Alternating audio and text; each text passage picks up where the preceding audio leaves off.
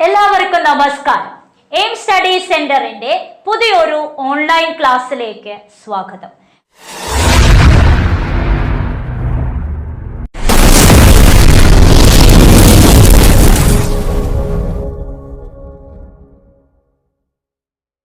അടുത്തത്, അഗതരെ കണ്ടപ്പോൾ സ്വാമി എന്താ നമ്മെ കാണാൻ വന്നതായിരിക്കും അല്ലേ? ഈ വാക്യത്തിലെ ചിഹ്നങ്ങളെ ശരിയായ ക്രമത്തിൽ രേഖപ്പെടുത്തിയത് ഏതാണ്? അപ്പോൾ നമുക്ക് ചിഹ്നങ്ങളുമായി ബന്ധപ്പെടുത്തിയിട്ടുള്ള ചോദ്യമാണിത് അല്ലെ. ചിഹ്നങ്ങൾ നമുക്ക് ഇവിടെ എത്ര എണ്ണം കാണാനുണ്ട്? ഏതൊക്കെ കാണാനുണ്ട്? ഇത് കാണാം അല്ലെ. ഇതിന് നമ്മൾ പറയുന്നത് എന്താണ്? ആദ്യം കാണുന്ന ചിഹ്നം എന്താണ്? നമ്മൾ പറയും കോളനും സെമി കോളനും ക്വസ്റ്റ്യൻ മാർക്കും പങ്ക്ച്വേഷൻ മാർക്കും ഒക്കെ നമ്മൾ ഇംഗ്ലീഷിൽ എന്ത് ചെയ്യാറുണ്ട്? പഠിക്കാറുണ്ട്. അത് തന്നെയാണ് ഇവിടുത്തെ ചിഹ്നങ്ങൾ എന്ന് പറയുന്നത്. ഇതെന്താണ്? കോളൻ അല്ലെ. എന്താണ് കോളൻ? ഇംഗ്ലീഷിൽ എന്താ പറയുന്നത്? ഭിത്തിക എന്നാണ് പറയുക. എന്താണ് പറയുന്നത്? ഭിത്തിക, കോളൻ. ഇവിടെ അതിനുശേഷം നമുക്ക് എന്താ കാണണത്? കോമയാണ് അല്ലെ. കോമയ്ക്ക് നമ്മൾ എന്താ പറയാന്നറിയോ? അല്പവിരാമം എന്നാണ്. എന്താണ് അല്പവിരാമം എന്ന് വെച്ച് കഴിഞ്ഞാൽ, ഒരു സെന്റൻസ് ഇങ്ങനെ നമ്മൾ പ്രൊനൗൺസ് ചെയ്ത് അല്ലെങ്കിൽ വായിച്ചു പോകുമ്പോൾ ചെറുതായിട്ട് അവിടെ ഒന്ന് എന്ത് ചെയ്യുക? പോസ് ചെയ്യുക അല്ലെ. ഒരു വിരാമം, റെസ്റ്റ് എടുക്കുക. അതാണ് അല്പവിരാമം. അപ്പൊ അടുത്ത് പറഞ്ഞത് ഏതാണ്? കോമ. അപ്പൊ നമുക്ക് അല്പവിരാമം ഉണ്ട്. അടുത്തത് പിന്നെ ഇതിൽ വരുന്നത് എന്താണ്? അല്ലേ എന്നുള്ളത് കഴിഞ്ഞിട്ട് ഒരു ക്വസ്റ്റ്യൻ മാർക്ക് ഉണ്ട്. ക്വസ്റ്റ്യൻ മാർക്കിനെ നമ്മൾ എന്താ പറയുന്നത്? ചിഹ്നം കാക്കു. ഏതാണ്? കാക്കു. അപ്പൊ നമുക്ക് ഒന്നാമത്തെ ഓപ്ഷനിൽ നിന്ന് തന്നെ അതിന്റെ ഉത്തരം കിട്ടി. എന്തായിരുന്നു ഉത്തരം? ഭിത്തിക, അല്പവിരാമം, അതുപോലെ തന്നെ കാകു. ഭിത്തിക എന്ന് വെച്ച് കഴിഞ്ഞാൽ കോളനാണ്. പിന്നെ അല്പവിരാമം എന്ന് വെച്ച് കഴിഞ്ഞാൽ കോമയാണ്. കാകു എന്ന് വെച്ച് കഴിഞ്ഞാൽ എന്താണ്? Question mark. ചിഹ്നങ്ങളെ കുറിച്ചിട്ടൊന്ന് എന്ത് ചെയ്യുക? നോക്കി വെക്കുക. ശൃംഖല ഉദ്ധരണി. ശൃംഖല ഉദ്ധരണി എന്ന് വെച്ച് കഴിഞ്ഞാൽ ഹൈഫൻ ആണ് അല്ലെ. ശൃംഖല ഉദ്ധരണി എന്നുള്ളത് എന്താണ്? ഹൈഫൻ. ഹൈഫൻ നമ്മൾ ഇങ്ങനെ എന്ത് ചെയ്യാറുണ്ട്?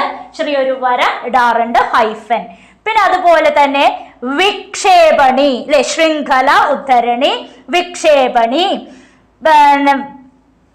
എക്സ്ക്ലമേഷൻ മാർക്കും കൊട്ടേഷനും ഒക്കെ നമുക്കറിയാം. കൊട്ടേഷൻ എങ്ങനെയാണ്? ഇങ്ങനെ സിംഗിൾ ഇൻവേർട്ടഡിലുണ്ട്, ഡബിൾ ഇൻവേർട്ടഡിലുണ്ട്. എക്സ്ക്ലമേഷൻ മാർക്ക് ആശ്ചര്യ ചിഹ്നം അല്ലെ. എക്സ്ക്ലമേഷൻ മാർക്ക് ഇതൊക്കെ ചിഹ്നങ്ങളിൽ വരുന്നതാണ്. ഇത് ഇങ്ങനെ വരുന്നത് മാത്രമല്ല ചോദിക്കാറുള്ളത്. ചിലപ്പോൾ ഒരു സെന്റൻസ് അല്ലെങ്കിൽ ഒരു എന്താ പറയാ വരി തന്നതിന് ശേഷം കറക്റ്റ് ആയിട്ടുള്ള കൃത്യമായിട്ടുള്ള ചിഹ്നങ്ങൾ എന്ത് ചെയ്യുക? വരുന്നത് എഴുതുക എന്നായിരിക്കും. ഇപ്പൊ ഇവിടെ ഇങ്ങനെ വലുതായിട്ട് തരും അല്ലെങ്കിൽ വലിയൊരു വരി തരും. എന്നിട്ട് ഇവിടെ ചേർക്കേണ്ടത് എന്തൊക്കെയാണ്? അതിന്റെ ഓർഡർ. അപ്പൊ ഭിത്തിക, അല്പവിരാമം, കാക്കു എന്നൊക്കെ തരും. നമുക്കത് അറിയണം അല്ലെ. എവിടെയാണ് ഇടേണ്ടത്? ക്വസ്റ്റ്യൻ മാർക്ക് എവിടെയാണ്? ഹൈഫനിൽ എവിടെയാണ്? വലയം എവിടെയാണ്? വലയം എന്ന് വെച്ച് കഴിഞ്ഞാൽ എന്താണ്? ബ്രാക്കറ്റ് ആണ് വലയം. അതുപോലെ അർദ്ധവിരാമം. ഭിത്തിക എന്ന് പറയുന്നത് കോളൻ ആണെങ്കിൽ സെമി കോളൻ അല്ലെ. സെമി കോളൻ ആണ് ഏതെന്ന് പറയുന്നത്? അർദ്ധവിരാമം, സെമി കോളൻ. പിന്നെ ബിന്ദു. ബിന്ദു എന്ന് വെച്ച് കഴിഞ്ഞാൽ എന്താ? Full stop. ബിന്ദു അല്ലെ, ഫുൾ സ്റ്റോപ്പ്. അത് നമുക്ക് എല്ലാവർക്കും അറിയുന്നതാണ്. അടുത്തത് കാക്കു. കാക്കു പറഞ്ഞു ക്വസ്റ്റ്യൻ മാർക്ക്. അല്പവിരാമം എന്ന് പറഞ്ഞു കോമ. രേഖ ഡാഷ് അല്ലെ. ഡാഷ്. ഹൈഫനും ഡാഷും തമ്മിൽ വ്യത്യാസമുണ്ട്. ഹൈഫൻ കുറച്ച് എന്തായിരിക്കും? ചെറുതായിരിക്കും. ഡാഷ് എന്തായിരിക്കും? കുറച്ച് വലിയ വരയായിരിക്കും. അപ്പൊ നമ്മൾ ഈ ചിഹ്നങ്ങളെ ശരിയായി ഉപയോഗിക്കുന്ന രീതി ഒന്ന് നോക്കി വയ്ക്കുക. Next question. പദങ്ങൾ തമ്മിൽ ചേരുമ്പോൾ ഒരു വർണ്ണം പോയി മറ്റൊരു വർണ്ണം വരുന്നതിനെ പറയുന്ന പേരെന്താണ്?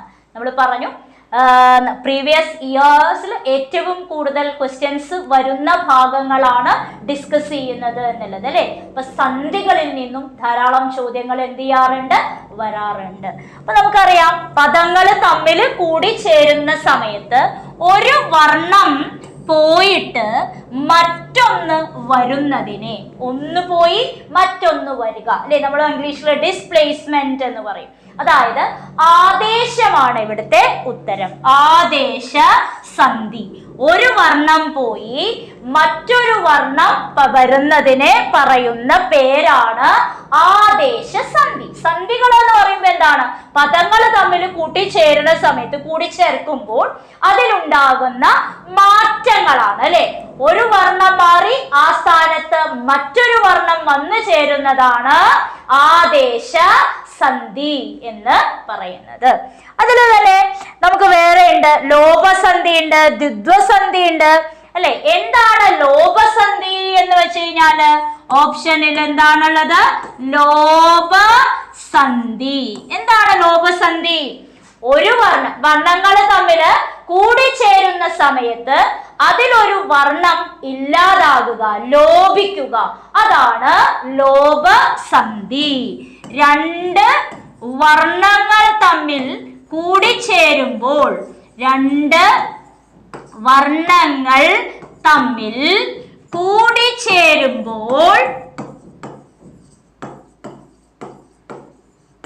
രണ്ട് വർണ്ണങ്ങളോ പദങ്ങളോ ആകാം ട്ടോ, കൂടിച്ചേരുന്ന സമയത്ത് അതിലൊരു വർണ്ണം ഇല്ലാതാകുന്നു അല്ലെ.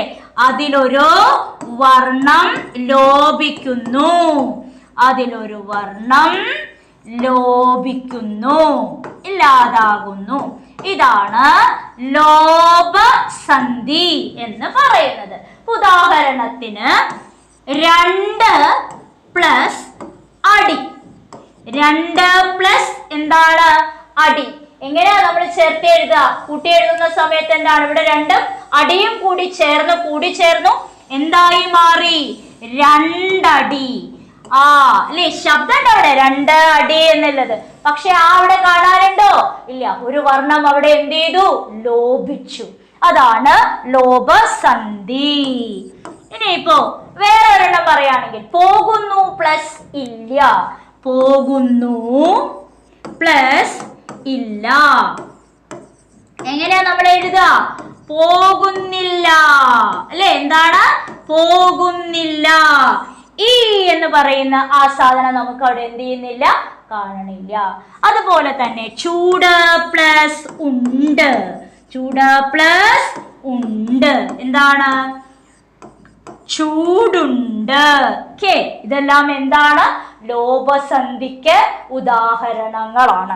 ലോപസന്ധി എന്ന് വെച്ച് കഴിഞ്ഞാല് രണ്ട് വർണ്ണങ്ങള് കൂടിച്ചേരുന്ന സമയത്ത് അതിലെ ഒരു വർണ്ണം ഇല്ലാതാകുന്നത് അല്ലെ. അടുത്തത് ആഗമസന്ധി. അടുത്തത് എന്താണ്?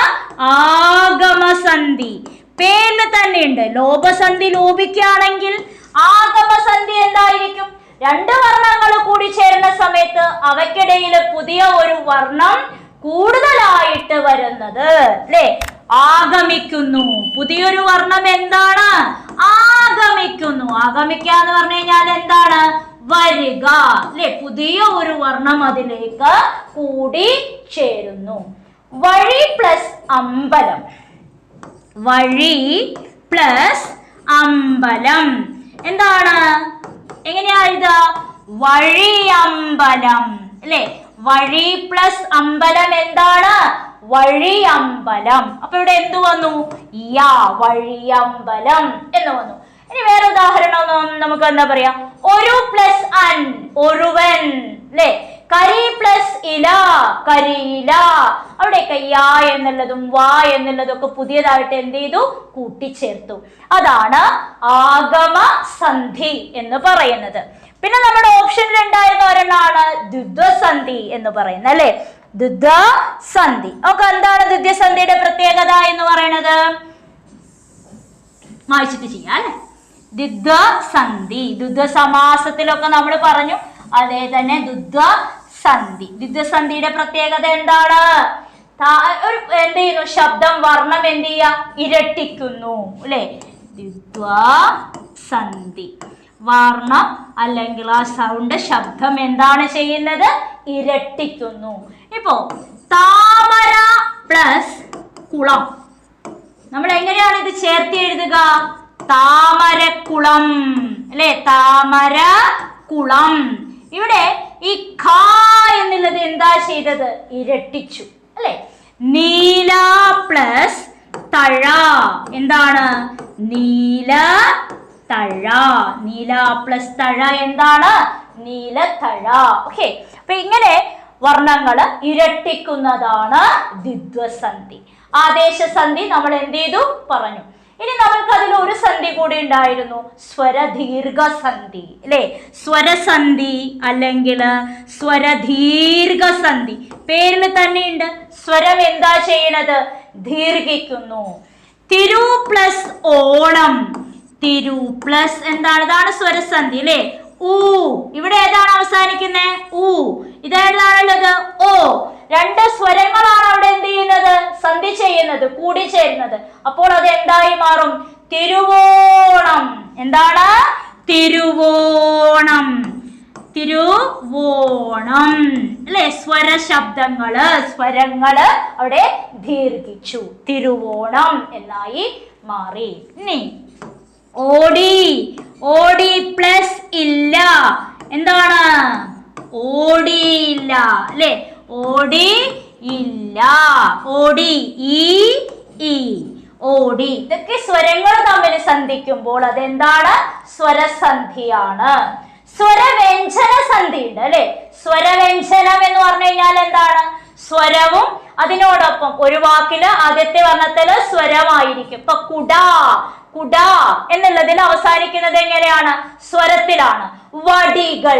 അടുത്തത് ഞങ്ങള് വടികൾ. കുട വടികൾ. കുട എന്നുള്ളതിൽ ആ സ്വരവും വടികൾ എന്നുള്ളതിൽ എന്താണ്? വ വ്യഞ്ജനാക്ഷരവുമാണ്.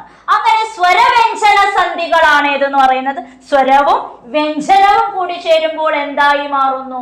സ്വര വ്യഞ്ജന സന്ധികളായിട്ട് മാറുന്നു. അപ്പൊ നമുക്ക് എല്ലാവർക്കും അറിയാം, എം സ്റ്റഡി സെന്റർ കഴിഞ്ഞ കുറച്ച് വർഷങ്ങളായിട്ട് കെറ്ററ്റിലും LP-UPയിലും ഒക്കെ ഏറ്റവും കൂടുതൽ ആളുകളെ ജോലിക്ക് സന്നദ്ധരാക്കി എടുത്തിട്ടുള്ള ഒരു സ്റ്റഡി സെന്റർ ആണ്.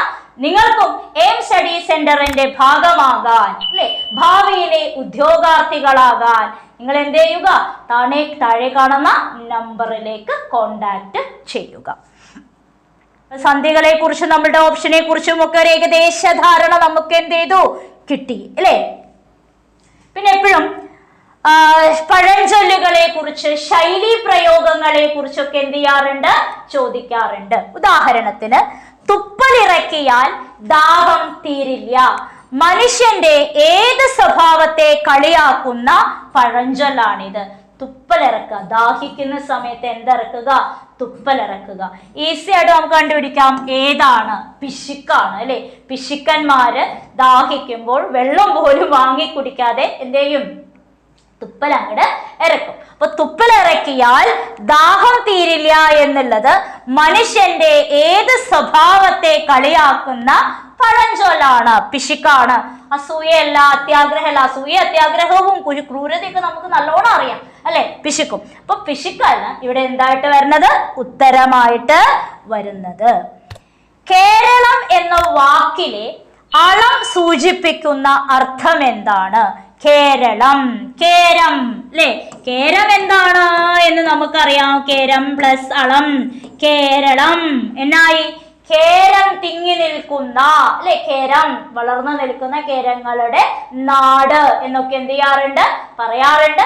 അപ്പോൾ എന്താണ് അതിന്റെ ഉത്തരം? പ്രദേശമാണ്. കേരളത്തില് അളം കടലല്ലല്ലോ.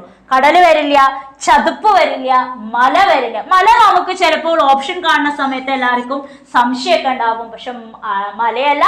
അളം എന്ന വാക്കിന്റെ അർത്ഥം എന്താണ്? പ്രദേശമാണ്. അളം. അർത്ഥങ്ങളൊക്കെ എന്ത് ചെയ്യുക? പഠിച്ചു വെക്കുക കേട്ടോ. അളം എന്താണ്?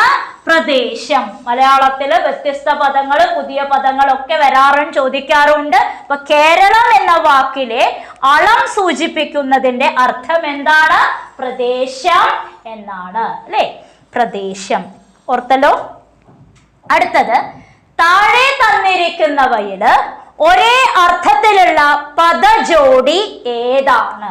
ഇതും എപ്പോഴും ചോദിക്കുന്ന ചോദ്യമാണ് അല്ലെ? ഒരേ അർത്ഥത്തിലുള്ള പദജോടി.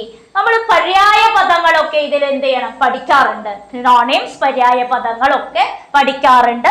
പക്ഷി, പക്ഷിയും പലാശം ഒരേ അർത്ഥമാണോ? പക്ഷിയും പലാശവും അല്ല.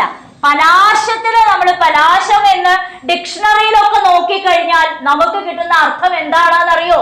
ചെടികള് കൊമ്പുകളിൽ നിന്ന് ഉണ്ടാകുന്ന വിശേഷിച്ച് പച്ച നിറത്തിലുള്ള കനം കുറഞ്ഞ ഒരു അവയവം, സാധനം എന്നാണ് ഡിക്ഷണറിയില് പലാശത്തിന്റെ എന്ത് കൊടുത്തിട്ടുള്ളത്? മീനിങ് കൊടുത്തിട്ടുള്ളത്. ചെടികള് കൊമ്പിനിൽ നിന്നുണ്ടാക്കുന്ന പ്രത്യേകിച്ച് പച്ച നിറത്തിലുള്ള കനം കുറഞ്ഞ സാധനം. എന്താണത്? ചെടികളിൽ കനം കുറഞ്ഞ പച്ച നിറത്തിൽ കാണുന്നത് ഏതാ? ഇലയാണ് അല്ലേ? ഇല. അപ്പൊ പലാശത്തിന്റെ അർത്ഥം എന്താണ്? ഇലയാണ്, ഇല. പിന്നെ അതുപോലെ തന്നെ അംശുഖം എന്നൊക്കെ നമ്മൾ എന്ത് ചെയ്യാറുണ്ട്? പറയാറുണ്ട്. പലാശം, ഇല, അംശുഖം. അപ്പൊ പക്ഷിയും ഇലയും സമാന അർത്ഥമാണോ ആ പദജോടിക്കുള്ളത്? അല്ല. അപ്പൊ ഇതല്ല അതിന്റെ എന്തെന്ന് പറയുന്നത് ഉത്തരം അല്ലെ? പക്ഷി, പലാശം. ഓളവും തരംഗിണിയും. ഓളം എന്നുള്ളത് എന്താണ്? ഓളം, തരംഗം എന്നൊക്കെ നമ്മൾ എന്ത് ചെയ്യും? സെയിം അർത്ഥത്തിൽ പറയും. പക്ഷെ തരംഗിണി അവിടെ ഒരേ അർത്ഥമല്ല ഓളത്തിനും തരംഗിണിക്കും. മാനം, ഗഗനം അല്ലെ? മാനം, ഗഗനം ഒരേ അർത്ഥാണ്. നമ്മൾ ആകാശത്തിന്റെ പര്യായ പദങ്ങളിലൊക്കെ പഠിക്കുന്ന വാക്കാണ് ഏതെന്ന് പറയുന്നത്? മാനം, ഗഗനം എന്ന് പറയുന്നത്. സോ ഇവിടെ ഏറ്റവും സമാനമായിട്ടുള്ള ഉത്തരം എന്ന് പറയുന്നത് ഏത് തന്നെയാണ്? മാനം, ഗഗനം. സങ്കടം അല്ല അല്ലേ?